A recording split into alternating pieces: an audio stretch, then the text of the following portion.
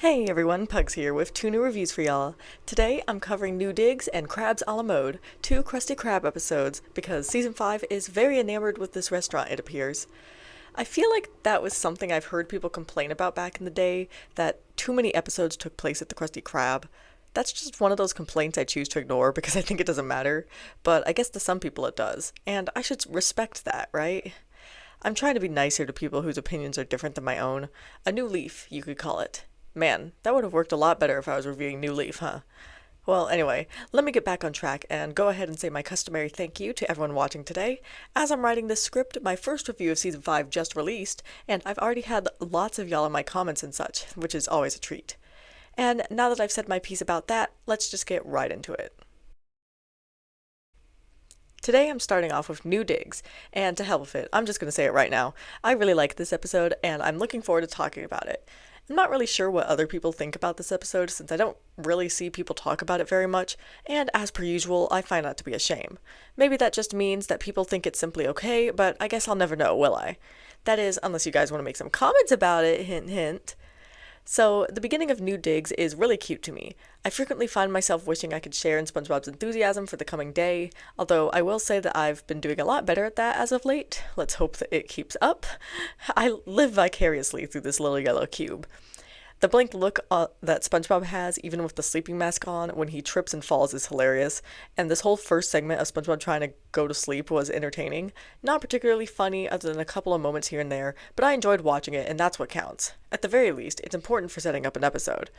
The next part of the episode, where SpongeBob runs to work, was also pretty entertaining because of how SpongeBob was a man, or a sponge, on a mission. I relate to SpongeBob in this episode so hard because I have horrible time anxiety. Like, being late to anything is not an option for me. Now that I'm gonna have to start relying on public transportation, you can guess how that's making my heart fare. Anyway, back to the episode. I love the way that SpongeBob totally overcompensates for a lateness that wasn't even noticed, and I love how the procedures of the Krusty Krab always change depending on the episode. Like, what is this intercom system? This show's dedication for doing things for the bit is unmatched, I swear. Also, the way that SpongeBob smiles creepily at Mr. Krabs made me laugh out loud. Like, I forgot about that moment for real. SpongeBob's demand for punishment is great and totally in character for him, and I love how Mr. Krabs is like, what the hell is this boy on about? Whenever even Mr. Krabs is weirded out by SpongeBob, it's usually pretty funny, I've noticed.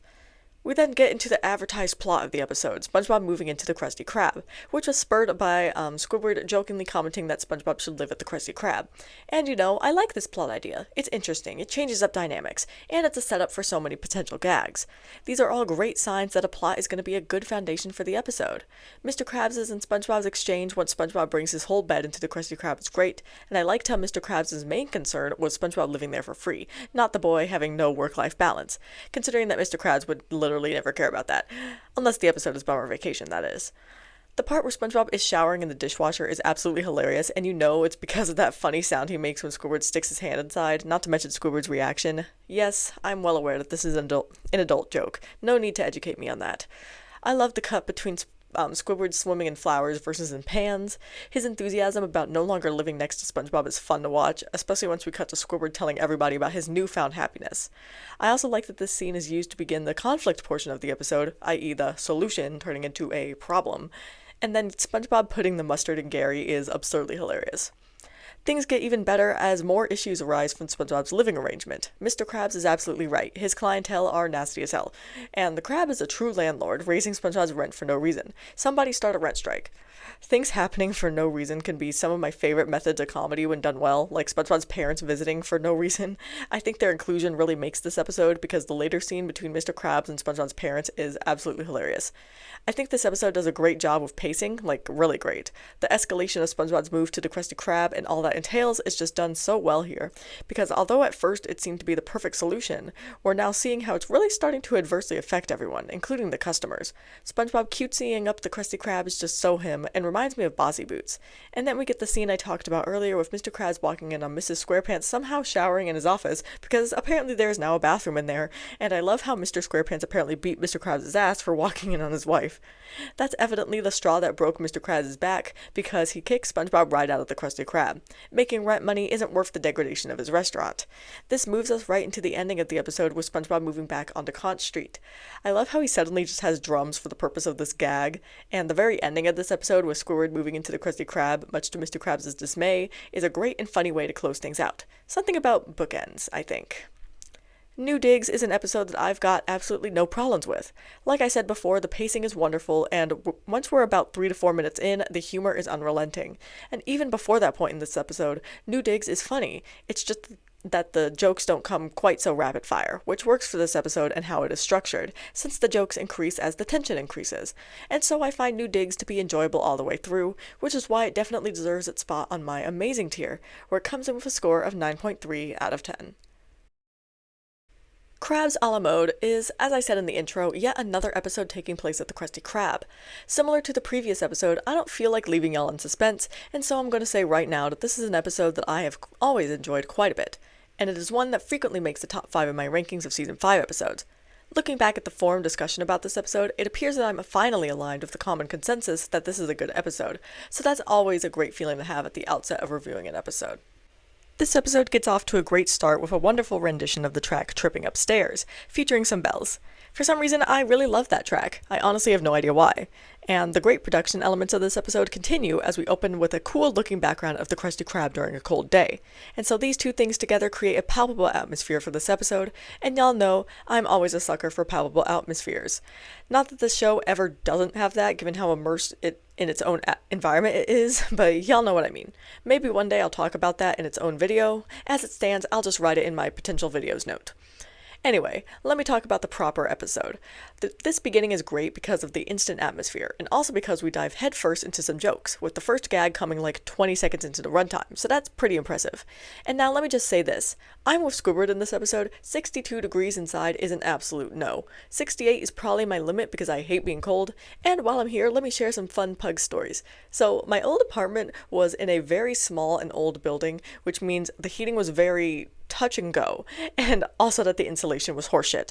For the couple of years me and my roommates lived there, there were times where we avoided turning the heat on to save money, and man, that apartment got cold. Like, I'm talking down to 59 degrees. And then back in January, there was that cold snap that hit, and even with the heat on, it was fucking 55 degrees in that apartment. When I tell you that my ass was frozen, God, I hate being cold.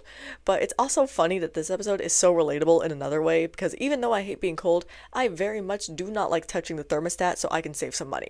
As we speak, I keep my new apartment at a nice 74, 75, which is perfect for me, but I know my roommate is dying. Sorry, friend, I pay for the gas and electric, I'm trying to help us out. Okay, that's enough tangenting for today, I'll move on now. This first segment of the episode is so funny, the way that Mr. Krabs busts out the office asking who touches thermostat and everyone points at Squidward, SpongeBob included. I also love the way Mr. Krabs runs off to yell at the kids playing on his lawn.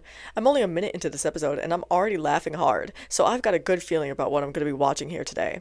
And I really like how the cut to closing time implies that Squidward, Mr. Krabs, and SpongeBob walk home together at least sometimes. Y'all know I love and I live for the small moments like that. Those moments that show what goes down outside of the show. Those moments that make the characters feel more real, referring to the fact that they have to, get home somehow, they don't just teleport, and the fact that they have to make small talk when walking and that they're friendly enough to walk together. After everyone leaves the restaurant, we then cut over to Plankton, who has an admittedly smart plan. I mean, personally, I already would not have been eating at the Krusty Krab if it was literally 62 degrees, but clearly there are customers that would. After Plankton turns down the heat and morning comes, we get yet another great background piece, or really great background pieces, of the Krusty Krab, this time covered in ice. And then we get some fun slapstick with Squidward and SpongeBob sliding all over the place. Again, the whole scene is just hilarious. This episode is really firing on all cylinders. Krabs a la mode is also a rather creative episode, even more creative than SpongeBob SquarePants episodes have to be by definition, because the solution that SpongeBob comes up with to the icy problem is really fun and clever. Though, despite the fact that they are cool, those Krabby Patty skates are for sure nasty, as per Squidward's comment. Mr. Krabs should be glad that he has such a savvy employee, coming up with this new money-making scheme simply because he is full of wonder and whimsy. Plankton's disbelief is fun to watch, and I'm glad that we get some Karen in this episode too. As per usual, she has better ideas than Plankton. This episode switches gears from being a gaggy display of Krusty Krab business practices to minutes of pure, unadulterated chaos once Plankton tries to steal a Krabby Patty. And I love me some chaos. We've got tons of different agendas during this scene, which leads to tons of fun confrontations. But I also really love the short break from the chaos we get with Plankton pretending to be affable and SpongeBob enthusiastically telling him about his weekend. And then back to the chaos, I love all the back and forth with Plankton getting really close to escaping but just missing it, combined with some great slapstick. And there were some really cool angled shots throughout the scene as well, making it look visually interesting. And then the part with the clam bony was a great way to end this little bit of chaos. Though, of course, this is not the end of the chaos, not quite yet, because Plankton decides to go back to his initial plan of playing with the temperature to steal the formula. The temperature switches are not only entertaining, but are actively fun to watch, and I love how in the end the Krusty Krab switches things around by becoming one big swimming pool. This episode's really got some genius business decisions on the behalf of the Krusty Krab for real. Now, would I go to a pool restaurant? No, because eating in the water sounds very unpleasant to me, but I'm sure lots of people would. Clearly, I really like Krabs a la mode. This episode is just really fun, and it's got some excellent atmosphere, fun visuals, and great gags all over the place. It doesn't get much better than that, when you want me to like an episode, that is. And so there's without a doubt that this episode belongs in my amazing tier, where it comes in with a score of 9.4 out of 10. As always, I'll be ending this video with some closing thoughts of mine. I wanted to spend a little more time discussing the potential Krusty Krab fixation that Season 5 has, or as some would say, this entire era of the show, Seasons 5 through 8 have. Ignoring the fact that I don't really classify Seasons 5 through 8 as one era, I also don't really see the problem with a lot of episodes featuring the Krusty Krab. It's a very flexible location. Because it's a restaurant, every character in the show has reason enough to be there, with Mr. Krabs, SpongeBob, and Squidward having even more reason since they work there. Though I will say that last part does mean that sometimes these three characters can be limited in what they do during an episode because of that, and not in any meaningful way, as long as the episode is creative enough to do something different with these characters. And I'd say that the vast majority of SpongeBob SquarePants episodes are. I'm only mentioning this perceived Krusty Krab fixation because I remember back in the day it used to be a real complaint that this show used the Krusty Krab too much, and there even used to be this idea that if an episode started at the Krusty Krab, it was probably going to be a bad episode. As I always say, everyone is entitled to their own opinion, but I think that second one especially is just ridiculous. And also, why would episodes not use the Krusty Krab? The Krusty Krab is literally the second most iconic location/building in the show, with SpongeBob's house probably being the most iconic. SpongeBob's house, however, doesn't have the exact kind of variability and flexibility that the Krusty Krab has, so it makes sense that it might not be featured in as many episodes. Now, I can understand getting tired of Krusty Krab-based plots, to think that they might be repetitive, even though that isn't my opinion. I guess it all depends on how you look at a SpongeBob episode and how you generalize the plots, but to write an episode off completely because of its location is just ridiculous to me. I think over the years this opinion has fallen by the wayside, so I probably just sound like an old man yelling at a cloud, but hey, it's my video and I talk about what I want. And I believe that is the lovely note I'm going to be leaving you all on, so I will end this video now and I will see you all in the next review.